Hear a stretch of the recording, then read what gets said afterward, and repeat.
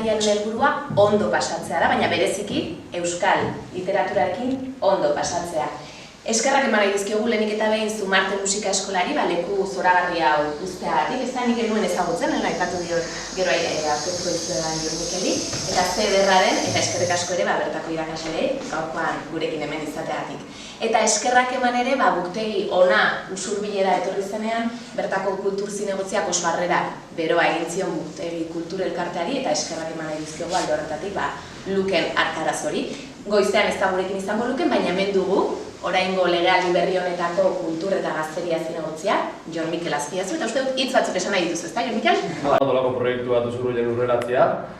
Atzeo ginen justu areto hontan, Usurluko udalan misio ez egiten, eta gure norabideak zeintzuk dira, eta argi da gaur Usurluko kultur ekosistema elikatuta indartu nahi dugula.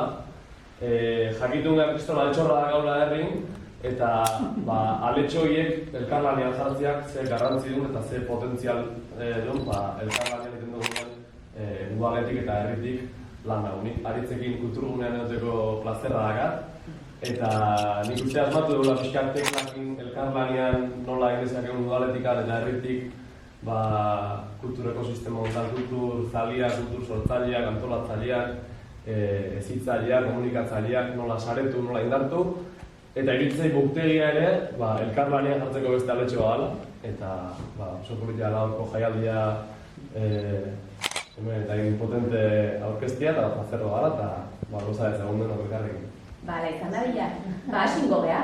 Ez da hemen ditugu jakres, dena, ezakitu urduri edo nola zaudete, baina aurkeztu ingo dugu lehenengo ekitaldiari hasiera emateko, lehenengo zatia izango da elkarri irakurriz, eta bertan ikusten duzuen bezala parte hartuko dutenak hemen ditugu. Arrate Gaina, Nerea Ibazabal eta Eneko Bidegai.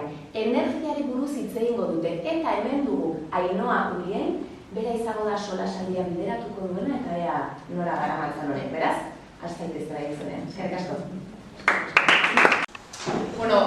Batu dute elkarri irakurriz dinamikaren baitan gaudela, buktegiko jaialdiaren barruan.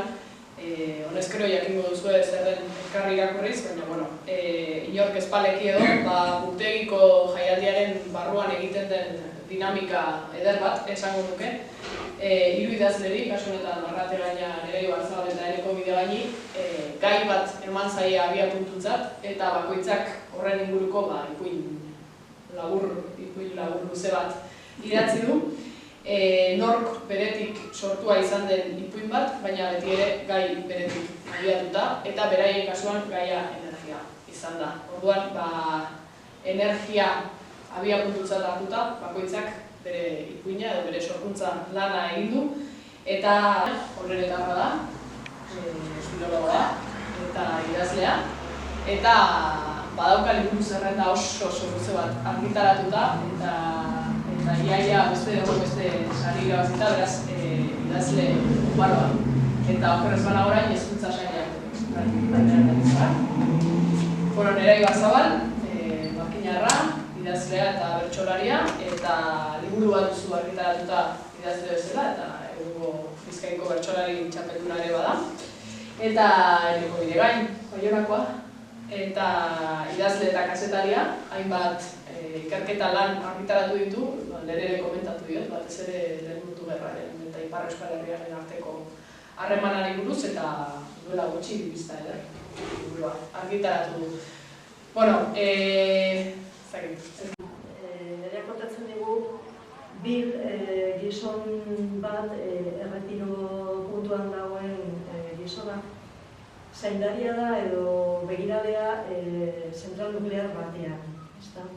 Eta, berak zirrikitu eta txoko guztiak ezagutzen ditu, eta orain berrikuntza batzuk egongo direnez, beste gizon bat etorriko da. Etortzean, Raúl, beraien arteko harreman bat sortuko da horrela, pixkat desero sondoa bai, bintzen hasieran eta hor Nereak oskondoa adierazten du bi belaunaldien arteko talka antzeko bat, ez? Ohikotasun honen barruan ere txertatzen da enbatiko programa bat, albiste iradokizun batzuk botatzen eta musika ere bai entzuten da. Irratiko programa honetan ere entzuten da energiari buruzko iradokizun batzuk edo komentario batzuk. Ikusten du, Raúl, kanbaretatik etortzen, bueltatzen, zentralera eta batean ja ez du ikusten. Eta une horretan, gero esago jakingo dugu, istripu aparkatu bat, nolabaiteko istripua gero uste dut nereak berak esplikatuko negoela zeretatzen da nor bukaeran, baina nor sekulako giroa gertatzen da eta giro horretan ja ipuina baitzen da. Eta alde batetik da, irratiak aipatzen duen energia bitxi hori espazioan ematen dana, baina beste aldetik ere da zentral nuklearra dena, ezta?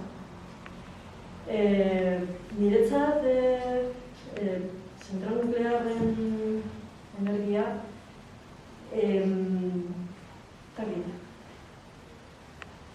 azken bolada honetan azerre nago entzuten ari naizten areien azerre nola baita. Ni beste ari batekoa naiz eta entzuten ari naiz zentral nuklearrak orain berdeak direla, berdetzat hartu direla. Eta horrekin da pixkat niretzat harrigarria da, ni nuklearrik ez garrikoan naiz, eta egia da poluzioa ez duela airera botatzen eta bar, baina, nik uste dut hondakinak hori jarraitzen dutela egoten eta hor agertzen da ipuinen ere bai kofre hori ez da, kutsa organesko kutsa horretan eta hor gordetzen dute, baina beti begirapean egon behar da eta tengabe zaintzapean, hori euskal hori izarte zigur edo ez, eta... Argiak maite zuen gizona bere izenburuan, eta nire asko gustatu zait, nekorera biena eta hartu dut oso kolaxea ederra sortzen dela. Uste dut, justizia poetikoaz edo mendeku eleganteaz edo ari den ipuin bat dela. Hasierako estena edo kontatzen diguna da, edo ikusten duguna da, kutxa bat edo kontu korronte bat emagun, baina kutxa fisiko bat, 2 segunduro euro bat irabazten duena edo, ez da, azten ari den kutxa bat, eta orduko 1.500 euro pilatzen dihoan kutxa maigabe bat. Eta hurrengo estenan, personaia aurkezten da, gizon bat, dagoeneko 2 urtez txabola batean bizi dena, hirigunetik aparte, ez berak ala nahita, baizik eta, zerbait gertatzen delako bere gorputzen edo bere bizitzan, eta da, bera agertzen den leku guztietan argindarra joan egiten dela. Ordaindu ezin ziren gastuei aurrera egin, eta azkenean argia moztu zioten eta etxetik bota zuten, eta horrela amaitu zuen kalean bizitzen eta egoera hortan. Orduan, badago Carlos A eta Carlos B arteko desberdintasun bat. Orain arte ezakigu Carlos A nondik bizi zen edo, ezakigu zer gertatu zaion bere lanpostu hortan. Ongidatzita eta oso historiko politak dira. Eta, Arrepek osatzen digun egoera, horren beste bat da, energia alternatiboen pila edo eta ez dakit, energia alternatiboiek ere amesgaizko izan litezkeela. Zioa da gabon gara egurri garaian pasatzen da eta gaurako kontrastu egurri izan liteke momentu polit edo goxo hori ez da hain goxoa historio honetan, protagonistetako bat etzaio bat ikustatzen eta ikusten dugu, egun hori ez dela egun polita izango, edo polita izango. Hiru protagonista daude, Josedu, Elga eta Joseduren aldo. Elga da Joseduren bikotekide ohia, baina laboratorio batean ari dira lanean, zientzilariak dira, eta pixkanaka ulertuko dugu ze ikerketetan ari diren, esperimentu batzuk egiten dituzte, eta bere laboratorioetako kontuak niri unekoak egiten ziren behar baitu irudi batzuk ikusten dugunak erabilietan eta abar, benetan laboratorio esperimentuak duen laboratorio baten nola den bizia. Hemen kontatzen dugu pixka bat, nahiko ikuspegi ilun batean, eta esperimentuetan agertzen da gauza bat, animalia mota bat edo asmatu eta ipurtargiaren arteko nahasketa bat. Izaina da, zuzenduki egon ditutu da, baina halako bitxo batzu dira odola xokatzen dute. Eta, hori uztartuta, odola xokatzen duen xomogoa eta ipurtargia uztartuta sortu nahi dute laboratorio horretan energia alternatiboa. Zientzilarien eta esperimentuen eta esperimentua animaliak esatzen dira, saguak eta rata. Nahiko mundu beldurgarria edo deskribatzen zaigula hor, noraino joan gaitezken esperimentuetan ustez gure gizarteko ustezko arazo batzuk konpondu nahian, eta noraino joan gaitezken esperimentuetan. Noraino gara batzan, energiaren behakak, energiaren behak hori da momentu honetako kezka nagusiak eta horrek eragiten ditu gerra batean, eta beti ari gara, petrolio bukatuko da, beraz energia, edo mundua berotzen ari da, beraz energia alternatiboak eta energia alternatiboak eri sekula ez direla perfektuak eta ez dugula gogoetatzen. Hori dira nire gogoetak zure ipuina irakurkita gero, ez? Ez dugula gogoetatzen lehenik ere ditudanak. Nola mugiztu gure energiarekiko dependentzia hori, bilatu nahi dugu beste bide batzuk energia sortzeko. Hemen bagaude beldurrezko film baten hasieran, baina nola lotzen dugu hori fikzioarekin, hasi nintzen petzatzen, eta ikusi nuen zientzia edo energia eta fikzioa lotura handiak ikustela. Alde batetik, agian gaur egungo gizarte edo garai apokaliptiko batian gaudelako neurri batian, energia hori, nintzat energia primarioa hori amaitzen doalako, eta horrek sortzen du zientzia fikziozko historioa. Idatzi nuen, meza baiezkoa apirilerako doia emanen zen, abuztu eritzi zen, ez nuen emalea, zer buruz zientziko dugu.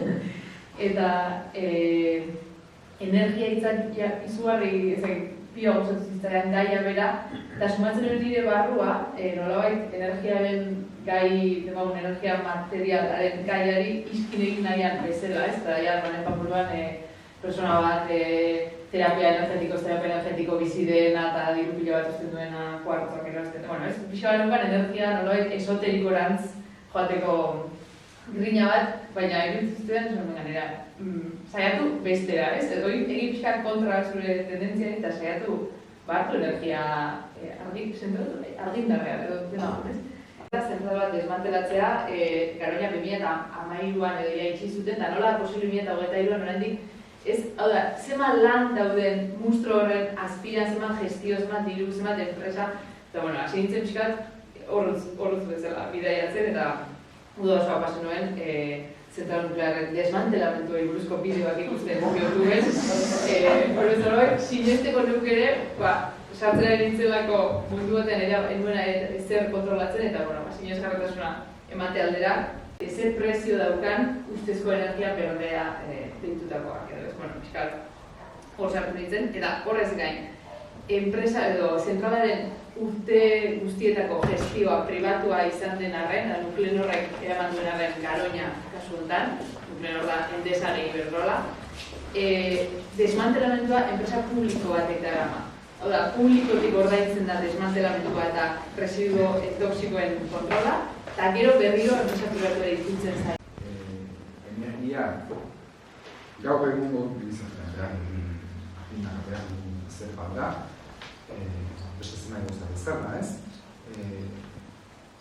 eta indaka prezioa inbeste goratzea, zentzu batean ulertu ziteken, baina gero, enpresa buru batzuk, open bizka, aberastea, ez zaitxekura onagarria ditu. Hori bezala, aparkalekuekin edo peajekin, eta privatizatzen diralako gauzak, eta privatizatzen direnean, batzuk sakelak betez dituzte horrekin.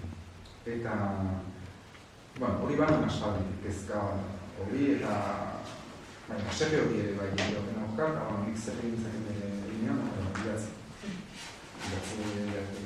Konpontzen, edo segituko dut aberasten eta beste batzuk fakturak ezin horreinuz, baina hori nahi dugu tipu bat, ez?